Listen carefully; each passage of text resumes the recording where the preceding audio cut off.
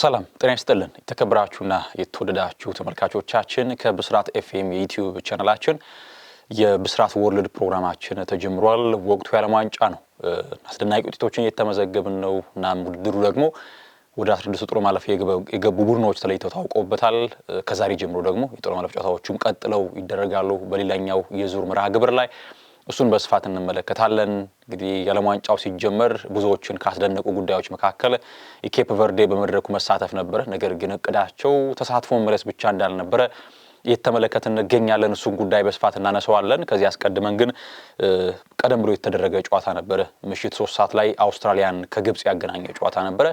አፍሪካን ወክለው ወደ ዓለም ዋንጫ መድረክ ከተጓዙ ቡድኖች መካከል ለጥሎ ማለፍ ከበቁት እንግዲህ ከ10 9 አልፈው ነበር። ከነዚያ መካከል ደግሞ ግብጽ አንደኛዋ ነበረች።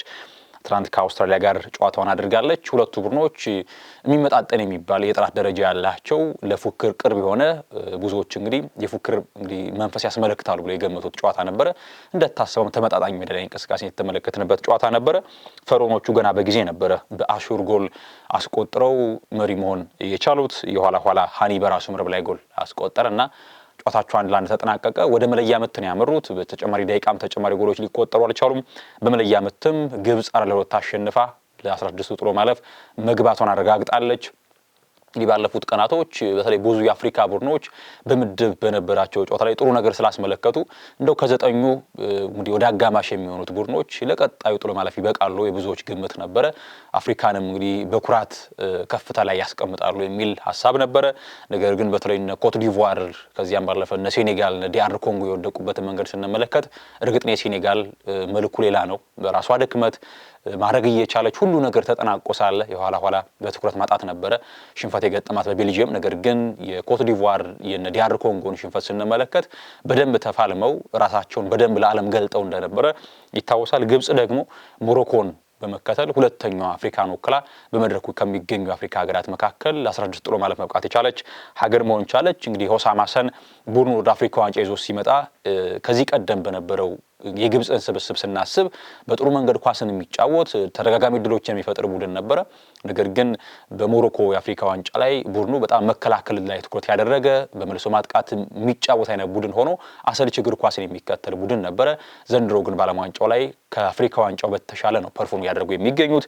የመከላከል መዋቅራቸው ጠንካራ ነው። የነ ሐፌዝ የነ ራሚ ራቢያ የነ ያሰርና ከዚያም ባለፈ የነ ሃኒ የመከላከል ጥንካሬ ሌላኛው የሚነሳው ጉዳይ ነው። የነ ትረዝጌ ኦማር ማርሙሽ የነ ሞሳላ የነ አሹር ደግሞ ፊት መስመር እንደዚሁ ጥንካሬ ሌላኛው የግብጽና የሆሳም ሐሰን ስብስብ ጠንካራ ጎን ነው። እንግዲህ ፈሮኖቹ በመጀመሪያ እንግዲህ በታሪካቸው ባለም ዋንጫ ታሪካቸው ለመጀመሪያ ጊዜ የጥሎ ማለፍ ጨዋታን ያሸነፉበትም አጋጣሚ ሆኖ አልፏል።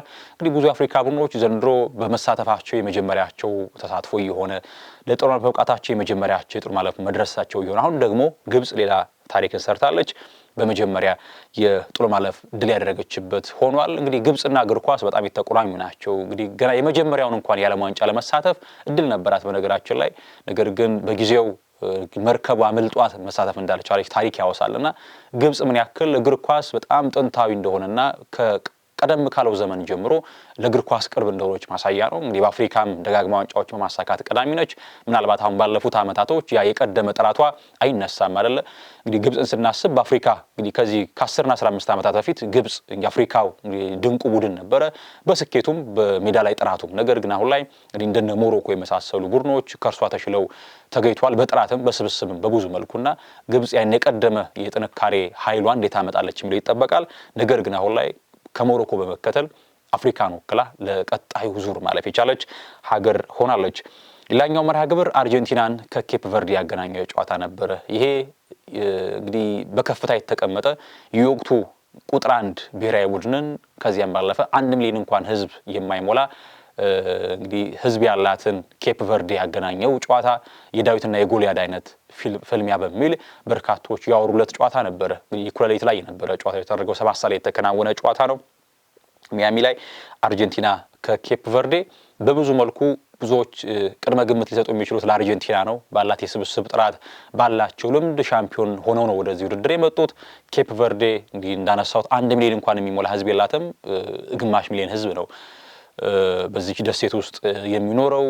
በአፍሪካ ዋንጫ ተሳትፎ ማድረጓ ስንደነቅ ይባስሎ ደግሞ በዓለም ዋንጫ መድረክ ተገኘች። ያም ደግሞ ሳይበቃት ምንም ሳታሸንፍ ለጥሎ ማለፍ በቃች። እንደነ ስፔን እንደነ ኡሩጓይ ያሉ በስኬት የምናውቃቸው ስም ያላቸው ቡድኖች በሚገኙበት ምድብ ኡሩጓይ የማርሴሎ ቤልሷ ኡሩጓይ ማለፍ ሳትችል ቀርታ እርሷ ደግሞ ስፔንን በመከተል ሁለተኛ ሆና በማለፍ ለጥሎ ማለፍ መብቃቷ በጣም አስደናቂ ተአምር ነበረ።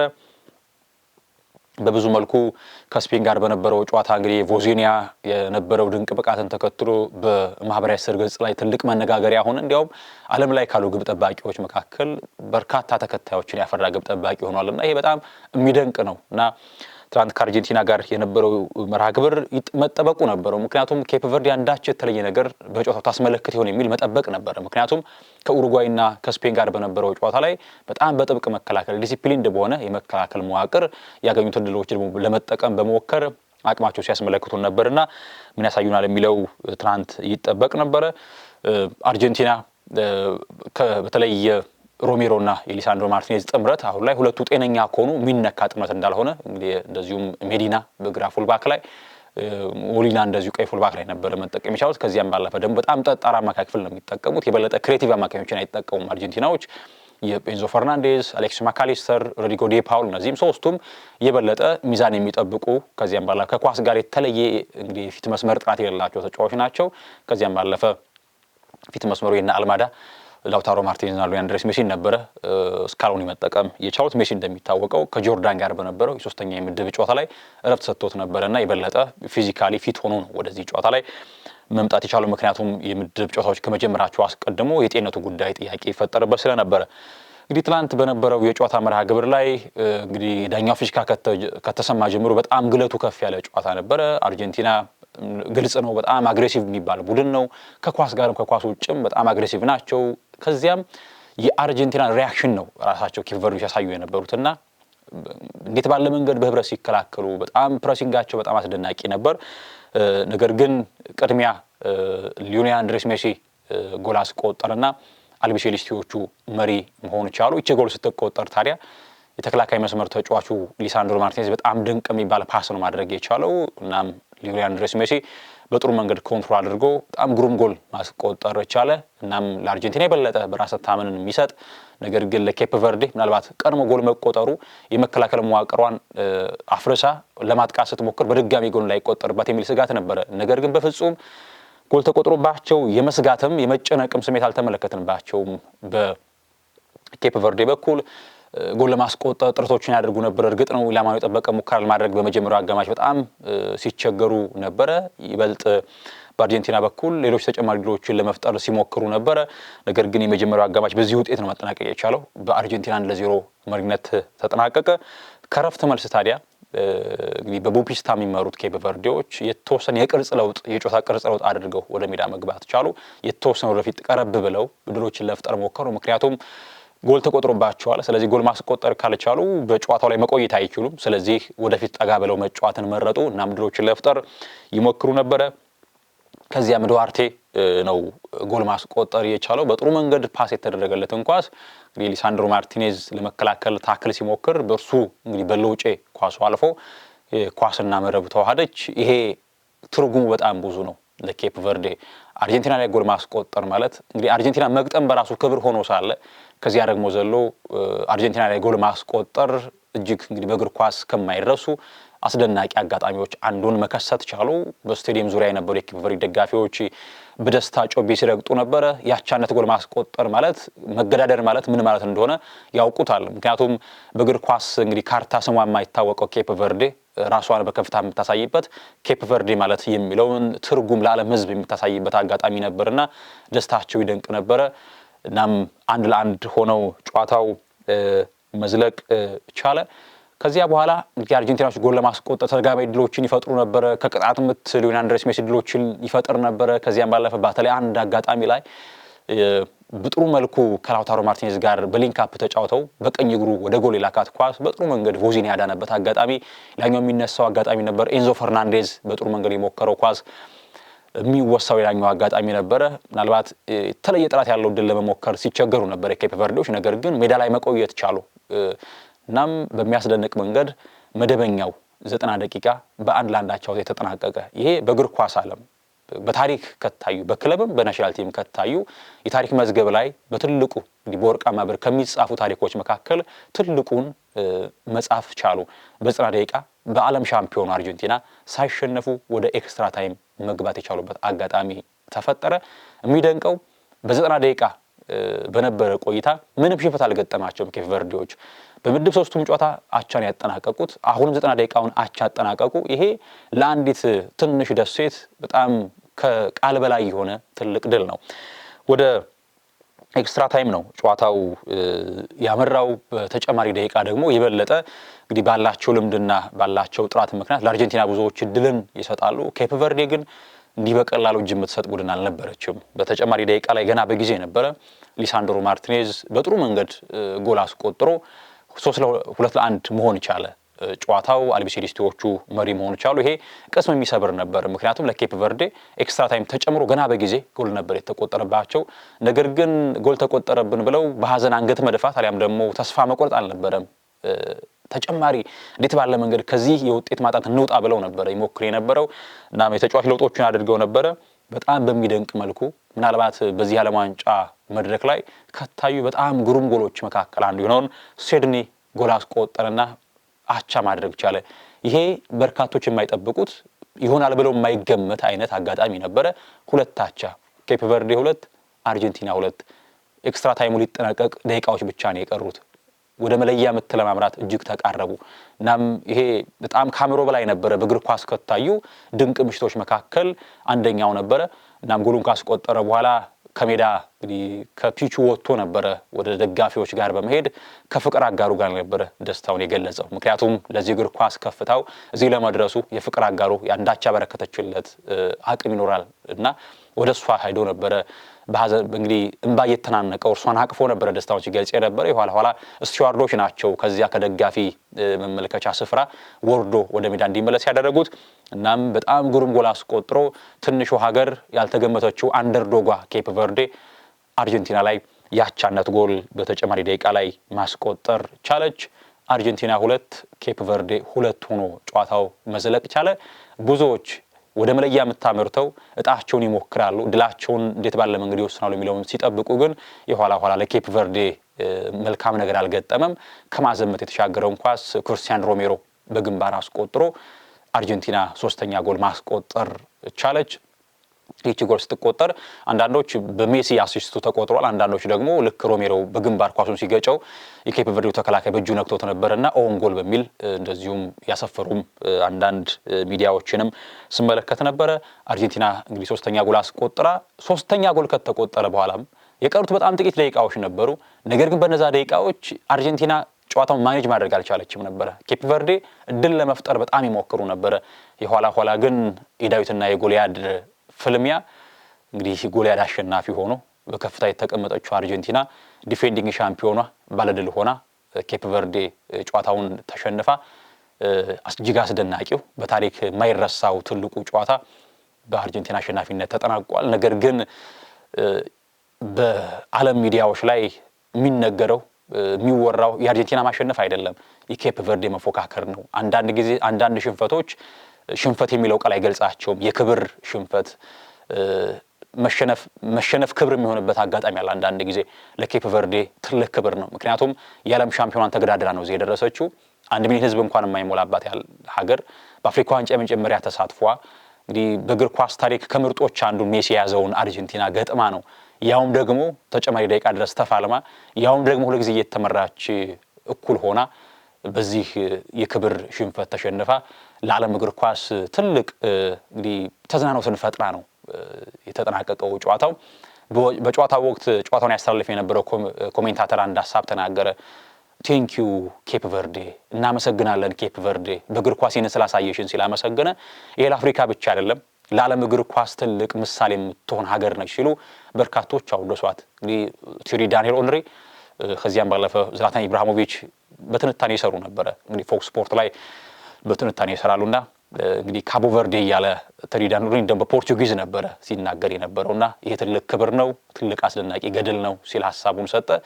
ዝላታንም ይቺ ትንሿ ደሴት ለዓለም እግር ኳስ የማይገመት እግር ኳስ አስደሳች መድረክ ስለመሆኑ ምሳሌ ሆነች ሲሉ በርካቶች በመሸነፏ አልወቀሷትም፣ በመሸነፏ ጣት አልቀሰሩባትም፣ በመሸነፏ አላጥላሏትም። በመሸነፏ በክብር መዝገብ ላይ የተቀመጠችው ምንጊዜም በታሪክ የኬፕ ቨርዴ ተጫዋቾች ለልጆቻቸው ለልጅ ልጆቻቸው የሚናገሩ ታሪክ ሰርተውን ከዓለም ዋንጫ መድረክ ተሰናብተዋል።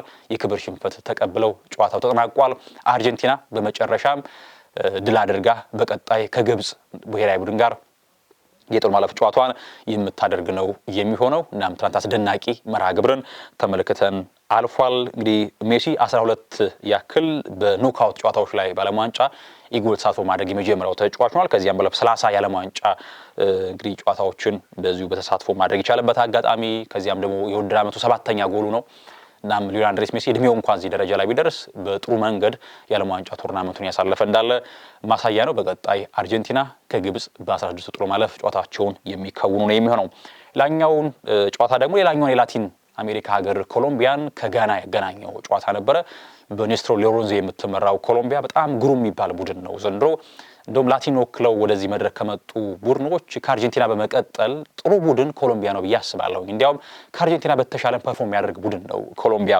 እንግዲህ ጋና በአንጻሩ በጥብቅ መከላከል የምናውቀው አፍሪካን ወክሎ በመድረኩ የተገኘ ቡድን ነው። እንዴት ባለ መንገድ እንግሊዝ እንደፈተነ ተመልክተናልና ኮሎምቢያ ከጋና ይጠበቅ ነበረ። ትላንት ግን ኮሎምቢያ 1-0 በሆነ ውጤት አሸንፏል። በዮን አሪያስ ብቸኛ ጎል ነው ኮሎምቢያዎች ማሸነፍ የቻሉት። እንግዲህ የቀድሞው አርጀንቲና ተጫዋች ኔስትሮ ሎሬንዞ በጣም ጥሩ ቡድን ገንብቷል። የፊት መስመራቸው የነ ሃሜስ ከዚያም ባለፈ ደግሞ እንደዚሁ የሉዊስ ዲያዝ ጥራት በጣም ይደንቃል። የመከላከል መዋቅራቸው በጣም ግሩም ነው። በቀኝ ፉልባክ ላይ ዳንኤል ሙኖዝ ጥራት ከዚያም ባለፈ ደግሞ እንደዚሁ ዴቪድሰን ሳንቼዝን በስብስቡ ይገኛል። የአማካይ ክፍላቸው የነ አሪያስ ጥሩ የሚባል የአማካይ ስብስብ አላቸው። ጀፈርሰን ለርማም እንደዚሁ በዚያ ቡድን ውስጥ ነው የሚገኘው። እንግዲህ በካርሎስ ኪሮዥ የምትመራው ጋና በጣም ጥብቅ የሆነ መከላከል እንዳላት ይታወቃል። ትናንት ግን የጥብቅ መከላከሏ ጋላ አላስገኛትም። ወደ 8 ኢላማቸው የጠበቁ ሙከራዎች ተደርጎባቸዋል። ጋና ግን ምንም ጥራት ያለው የግብ ዕድል ለመፍጠር ስትቸገር ነበርና ትናንት ኮሎምቢያ በአንድ እንግዲህ ብቸኝነት ድል ማድረግ ቻለች። በቀጣይ እንግዲህ ኮሎምቢያ ከስዊዘርላንድ ጋር 16ቱን ጥሎ ማለፍ ጨዋታውን የምታደርግ ነው የሚሆነው። ወደ ዛሬ መርሃ ግብሮች ልውሰዳችሁ። ዛሬ የ16 ጥሎ ማለፍ የመጀመሪያ ጨዋታ ይደረጋል። ምሽት 2 ሰዓት ላይ ካናዳ ከሞሮኮ ይጫወታሉ። በጥራት ደረጃ የበለጠ ሞሮኮ በጣም ግሩም ቡድን ነው። እንግዲህ ካናዳ በጆሴ ማርሽ እየተመራች እርግጥ ነው ዘንድሮ በታሪኳ የመጀመሪያ ነጥብ ያገኘችበት ነገራችን ላይ ካናዳ ዘንድሮ ነው። በዓለም ዋንጫ ተሳትፋ ነጥብ አግኝታ አታውቅም ነበረ። እንግዲህ ዘንድሮ የምድብ ጨዋታ ላይ ነጥብ ስታገኝ የመጀመሪያ ነጥብ ያገኘችበት አጋጣሚ ሆነ። በታሪኳ ለመጀመሪያ ጊዜ ለጥሎ ማለፍ መብቃት ቻለችና አዘጋጅ ሀገር ሆነው ሶስቱም ከምድባቸው አልፈዋል አለ የአሜሪካ እንግዲህ ካናዳ ሜክሲኮም አንዳንድ ጊዜ አዘጋጅ ሀገር ጥሩ ሲሻገሩ ውድድሩ ድምቀት ይኖረዋልና ካናዳ ከሞሮኮ ይጫወታሉ። እንግዲህ ሞሮኮ እንዴት ባለ መንገድ ጀመሪያውን ጥሎ ማለፍ እንዴት በመከራ ከኔዘርላንድስ ጋር ያንን ላይነጥቅሻ ያክል እንኳን ጊዜ ፋታ የማይሰጥ ጨዋታ በድል እንደተወጣች እናስታውሳለን። በመለያ መታሸንፈው ነበር ለዚህ መድረስ የቻሉት። እናም ሞሮኮ ምናልባት የኳታሩን ገድል ለመድገም አቅም ሊኖራት እንደሚችል ይታመናል። ምናልባት ከካናዳ ጋር በሚደረገው ጨዋታ የበለጠ የማሸነፍ ቅድመ ግምትን አግኝታለች ባላት ጥራት ምክንያት።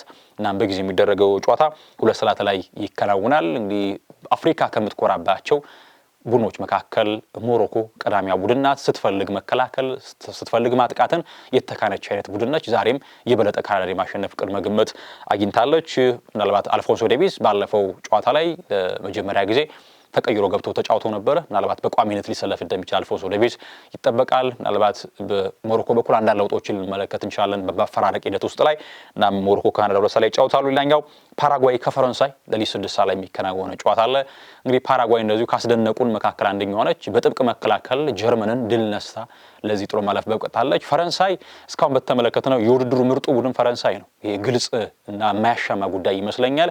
በጣም አስደናቂ እግር ኳስን የሚጫወቱ የፊት መስመራቸው እጅግ አስፈሪ ነው።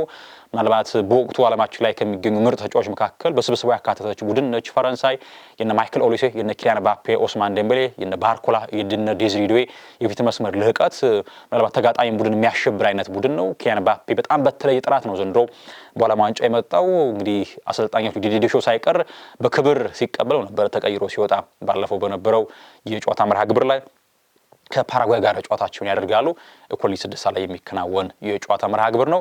በዚህ መንገድ ጨዋታዎቹ ቀጥለው ይደረጋሉ። ቆይታችን ይመስል ነበር ተመልካቾቻችን። ተፈራ ታመነ ከመላው የስቱዲዮ ባለሙያዎች ጋር የጋራ ጊዜን አሳልፌያለሁ። ብሩህ ጊዜን ተመኘው።